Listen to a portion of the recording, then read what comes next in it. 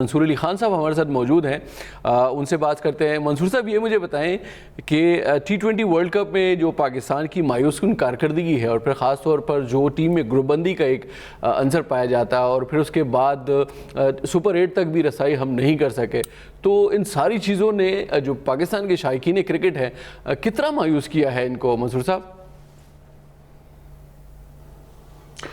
دیکھیں میرے خیال میں عمران صاحب یہ اس کا تعلق جو ہے وہ پاکستان ٹیم کی پلاننگ کے ساتھ بھی ہے کہ آپ نے یہ کس پلان کے تحت بیسکلی یہ 11 کھلائے ہیں۔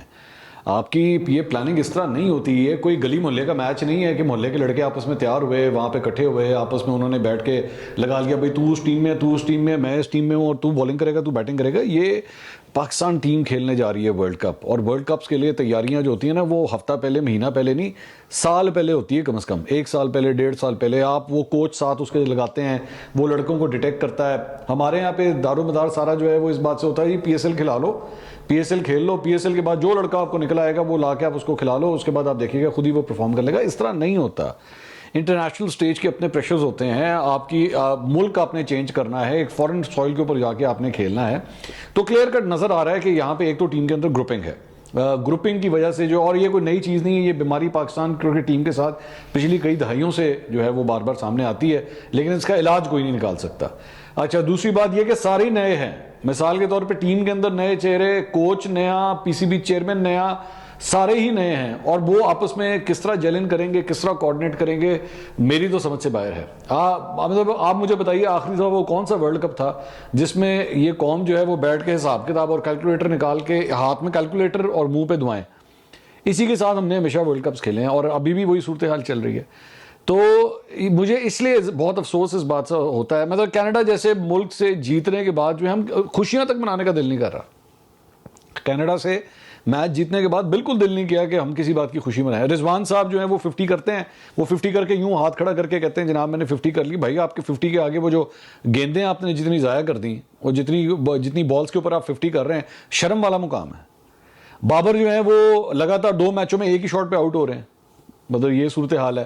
شاہین شاہ افریدی جو ہیں وہ بیٹھ کے فل ٹاس کروا رہے ہیں۔ بھائی مطلب تھوڑی سی کرکٹ ہم نے بھی کھیلی ہے، میں بالکل یہ نہیں کہہ رہا کہ میں کوئی انٹرنیشنل کرکٹر ہوں یا کوئی ایسی بات، لیکن اتنی کامن سینس کی بات ہے کہ آپ جو ہے وہ T20 کے اندر فل ٹاس نہیں کروا سکتے۔ جی بالکل ایسے ہی، آپ کی فل ٹاس کے اوپر آپ کا کنٹرول ہی نہیں آ رہا۔ عامر کو دیکھ لیں، اس نے بھی امریکہ کے خلاف وہ جو یو ایس کے خلاف جو میچ تھا، جو فائنل، وہ جو آخری فائنل اوور تھا، اس کے اندر اس نے بھی فل ٹاس بھی کرائی اور وائٹس بھی کرائیں جی۔ تو مطلب آوا ہی پلٹا ہوا ہے۔ تو میں تو یقین کیجئے، میں اسی لیے کہتا ہوں، مجھے برا لگتا ہے یہ بات کہتے ہوئے، لیکن مجھے کبھی کبھار لگتا ہے کہ اس قوم کی نا وہ جو تکلیف ہے اسے ختم کر دیں، آپ اسے ختم کر دیں، نہ یہ آگے جائیں اور اس طرح کی کمبینیشن کے ساتھ اور اس طرح کے کھیل کے ساتھ۔ میں اظہر محمود صاحب کی ایک جگہ گفتگو دیکھ رہا تھا، انہوں نے کہا کہ کیا کریں اگر کھلاڑی ہار گئے تو جا کے کمروں میں سر ماریں، اپنا دیوار پہ سر ماریں۔ جی بالکل ٹھیک ہے، بالکل نہ مارے۔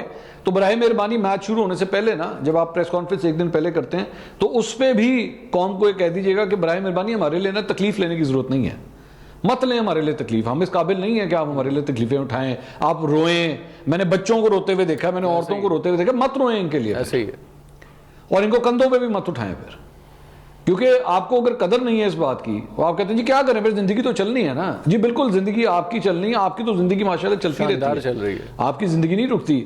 لوگ بیچارے جو ہے نا وہ ایک ہفتہ سوگ میں چلے جاتے ہیں، گھر میں صحیح طرح ایک دوسرے سے بات تک نہیں کرتے، کہتے ہیں چھوڑ یار، لوگ کھانا کا ان کا موڈ نہیں ہوتا، یار کیا پرفارمنس تھی۔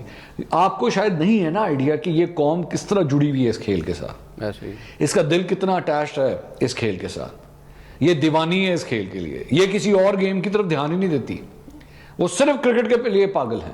تو اگر یہ اتنے پاگل ہیں نا، یہ اسی وجہ سے آپ لوگ بیٹھ کے کروڑ 1.5 کروڑ پہ کے یہ جو ایڈز کر لیتے ہیں نا، یہ میں پھر بھی کم بتا رہا ہوں جی بالکل، اس کی وجہ یہ ہے کہ یہ قوم آپ سے اتنا پیار کرتی ہے، ان کے پیار کا مذاق مت اڑائیں، بس بہت ہو گیا، بہت سہل گیا۔ یہ وہ قوم ہے جس نے اپنی ٹیم کے اندر میچ فکسز بھی دیکھے ہیں، یہ وہ قوم ہے جو 11 جب میدان میں اترتے تھے، ہاتھ میں تسبیح پکڑی ہوتی تھی، قرآن مجید کی آیات پڑھی جا رہی ہوتی تھی، گھر میں سب کو کہا ہوتا تھا بھائی جان تو بھی دعا کر، تو بھی دعا کر۔ یہ تو حال مسلح کے اوپر بیٹھے ہوئے یہ لوگ ہیں، اس طرح یہ ان کرکٹر سے اور اس کرکٹ سے پیار کرتے ہیں۔ تو اس لیے اس لیے افسوس ہوتا ہے جب آپ اس طرح کی پرفارمنس دکھاتے ہیں. جی بالکل ایسے ہی ہے منصور صاحب. اچھا ایک بتائیے گا, یہ جو بڑے سابق کرکٹر ہیں ہمارے اعجاز احمد صاحب, انہوں نے ایک بڑی عجیب سی بات کی ہے پختونوں کے حوالے سے. میں نے آپ کی وہ ویڈیو دیکھی, بڑا اچھا آپ نے سارے لوگوں کے لیے بات کی, اور آپ کے دل کی آواز مجھے لگی کہ یہ ایک سچے پاکستانی کی آواز ہے, اس لیے کہ ہم تو سب کو اپنا مانتے ہیں, سارے کھلاڑی ہمارے اپنے کھلاڑی ہیں. تو اعجاز صاحب نے جو بولا ہے اس کے بارے میں کیا کہیں گے منظور بھائی؟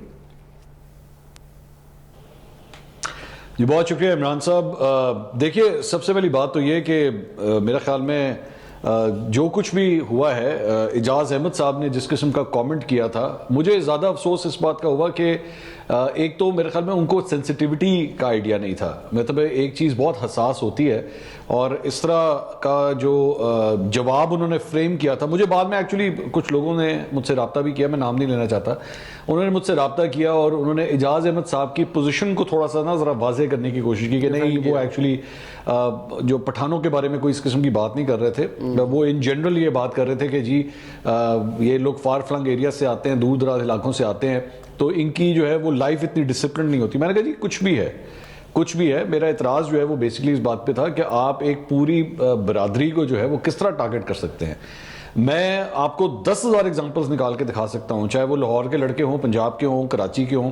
آپ میں نکال کے دکھا سکتا ہوں کہ جو انہوں نے کیا ہوا ہے ماضی کے اندر اس ملک کے ساتھ, کرکٹ کے ساتھ, میچ فکسنگ کے حوالے سے, ڈسپلن کے حوالے سے, میں آپ حیران ہو جائیں گے. مطلب مجھے بتانے کی ضرورت بھی نہیں ہے. کئی میچ فکسر جو ہے آپ کے 3 میچ فکسر جو نکلے تھے جن کو سزائیں ہوئیں, کہاں سے تعلق تھا ان کا؟ پنجاب سے تھا. سلیم ملک صاحب کے اوپر پابندی لگی, کہاں سے تعلق تھا؟ پنجاب سے تھا. ڈسپلن توڑنے کے حوالے سے بہت سے ایسے کرکٹرز تھے اور بھی ہیں جن کو سزائیں ہوئیں, ان کا تعلق پنجاب سے تھا. لیکن پھر بھی میں یہ بات نہیں کہوں گا کہ جی پنجاب کے کرکٹرز جو ہیں وہ ایسے ہوتے ہیں. ایکچولی بات وہی ہے جس طرح فار ایگزامپل میں ایک اینکر ہوں, آپ اینکر ہیں, آپ تجزیہ کار ہیں, آپ معاملات کے اوپر جو ہے روشنی ڈالتے ہیں, یہ ہمارا کام ہے, ہم یہ کام کرتے ہیں.